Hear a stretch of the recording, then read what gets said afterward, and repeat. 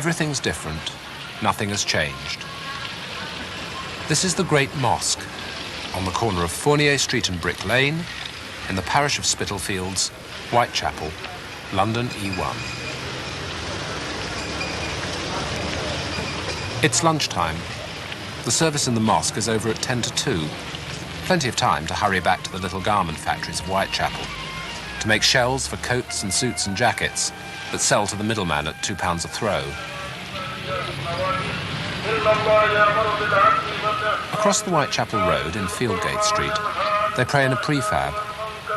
On Ramadan, when there's a full house, they pray in the street.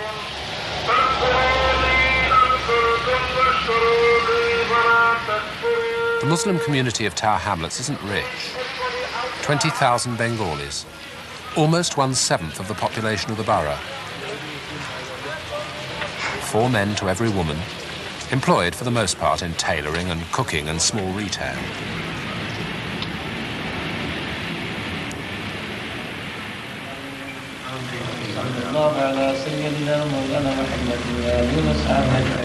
When they bought the Fournier Street Mosque 5 years ago, they pulled out the pews.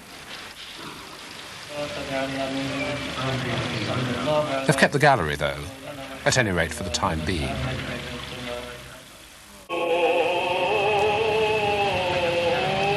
The Huguenots built these streets. They gave Spitalfields its second grandest church. They gave it street names. And they gave it the rag trade. So it goes. The first generation clings to religion and tradition to win respect from the host community.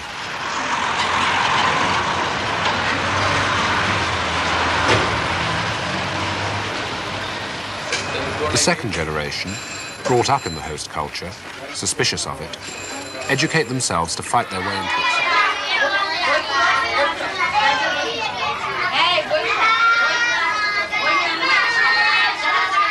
The migrant community struggled to set up its own schools, reinforcing the culture of exile with the values of the homeland. We set up this school, Eastern Community School, about 2 years, 2 months back.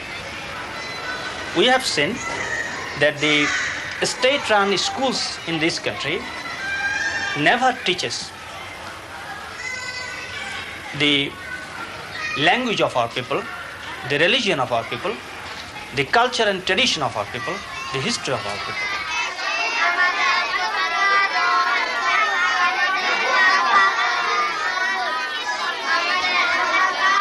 It is the law of the country that our children have to remain in these schools up to the age of 15 or 16. So parents are bound to send them to these schools, but virtually they do not learn there the things they need to face the realities of life.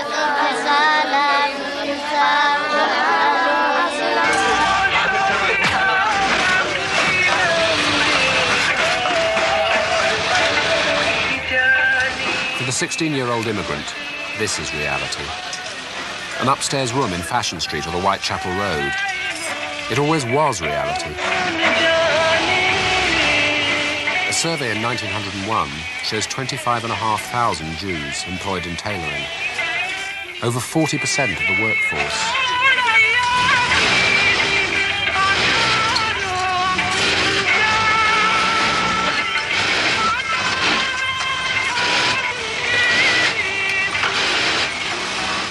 So here you have Zangwillian Whitechapel.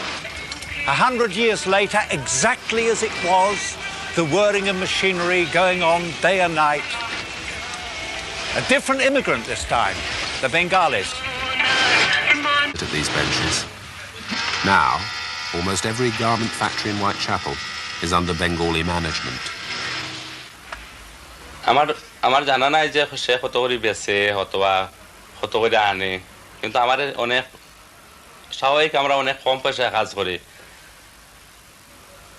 আমরা অনেক লম্বা ঘন্টা কাজ করি good living করার লাগে আর, কিন্তু আমরা পারি না। অনেক সময় কম পয়সা কাজ বেশি করতে হয়, ইনাফ পয়সা হয় না। সারা সপ্তাহ কাজ করি, 60 ঘন্টা 70 ঘন্টা পর্যন্ত আমরা কাজ করি আর আমরা অনেক কম পয়সা পাই। The tradition hardly changed from the little villages, the shtetls of Galicia, to the back streets of Spitalfields. The host community won't employ them, so they turn inwards to the extended family. Brothers, sons, cousins, nephews, in-laws, all the clichés are true.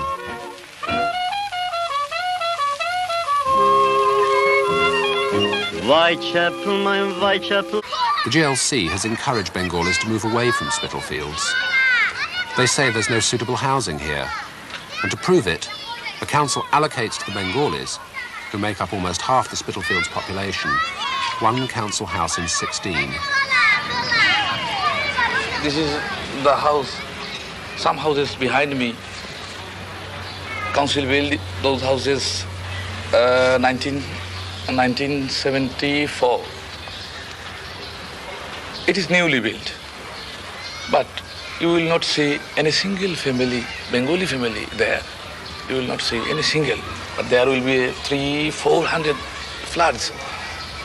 So what sort of discrimination? It is a discrimination in this housing problem. Council will move few people slum to slum, slum building to slum. But tenements offer protection that tower blocks don't. At the bottom end of Brick Lane is a railway bridge, and beyond the bridge is hostile territory. This is where the National Front meet, where Mosley's fascists used to gather.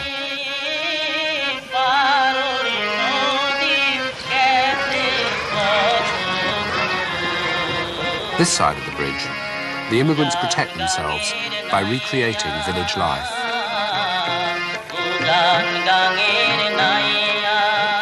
The links with the villages of Sylhet are strong here. They're in the food they eat and the films they see, in the records they buy.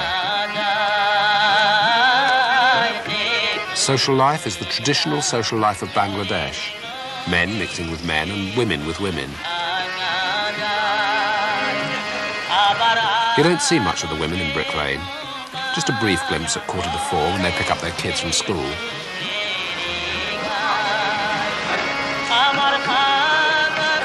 I think the reason is the way in which Asian culture has always been, where the woman, in fact, not just to the host community, but led quite a segregated life. When you compared her life with a man, for instance, and it was more or less accepted that her place was at home and should be tending to the children and to the home life. I think there's a difference when she does come here, because more often some of them at least are forced to do work that host women do, and here it's more an economic reason rather than wanting to work.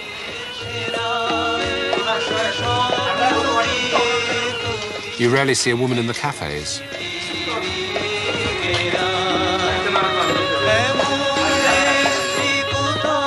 Saturday afternoon in Brick Lane is like a village in East Bengal.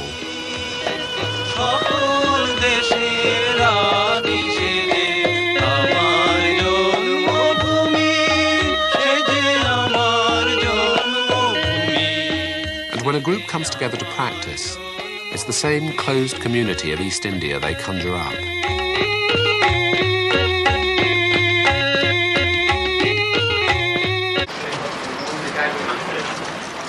Food cemented the Bengali society too. In one sense, food was the midwife to London's Asian community. Those first arrivals at Tower Hill were many of them cooks and ship's storemen.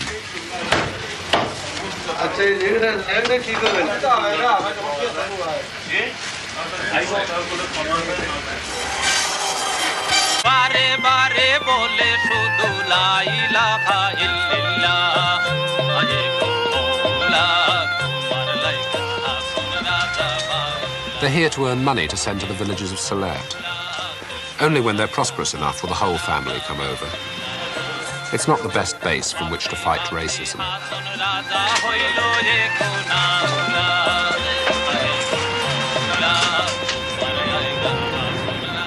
And as the tide of prejudice draws back beyond the Brick Lane Bridge, it uncovers the real problem.